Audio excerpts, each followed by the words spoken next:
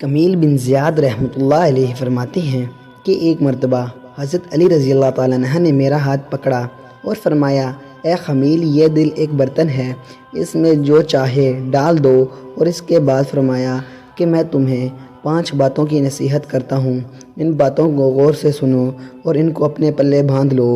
یاد رکھو، اللہ کے علاوہ کسی سے کوئی امید نہ رکھنا، کیونکہ انسان کی ساری امیدوں کو پورے کرنے والی ذات صرف اللہ کی ہے۔ اللہ کے علاوہ کوئی ذات نہیں جو تمہاری امیدوں کو پورا کر سکے۔ دوسری بات یہ فرمائی کہ اپنے گناہوں کے علاوہ کسی چیز سے نہ ڈرنا، کہ کل کو جب اپنے اللہ کے سامنے جاؤ گے تو اللہ کو یہ کیا منہ دکھاؤ گے۔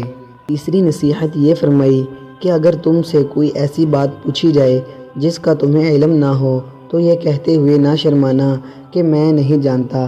برعکس دوستو، آج ہمارا حال یہ ہے کہ بہت سے لوگ ایسے ہیں جو کہ ایک چیز کے بارے میں نہیں جانتے پھر بھی تکے لگانا شروع کر دیتے ہیں۔ اسی طرح ایک دوسرے مقام پر امیر المومنین نے یہ بھی فرمایا کہ اس بات کا اقرار کر لینا کہ میں اس کے بارے میں نہیں جانتا، یہ بھی آدھا علم ہے۔ چوتھی بات یہ کہ جس بات کا تمہیں علم نہ ہو تو اس کے بارے میں علم حاصل کرنے کی کوشش کرو اور اس کے بارے میں علم حاصل کرو۔ پھر آپ رضی اللہ تعالیٰ عنہ نے آخری بات یہ فرمائی کہ صبر کرو، ہر حال میں صبر کرنا انسان کے لیے بہتر ہے اور صبر ایمان کا حصہ ہے۔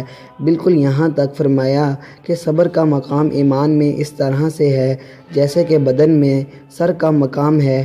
اس بات سے معلوم ہوا کہ صبر کا ایمان کے ساتھ بڑا گہرا تعلق ہے، اس لیے چاہے کہ صبر کا دامن کسی حال میں نہ چھوڑنا۔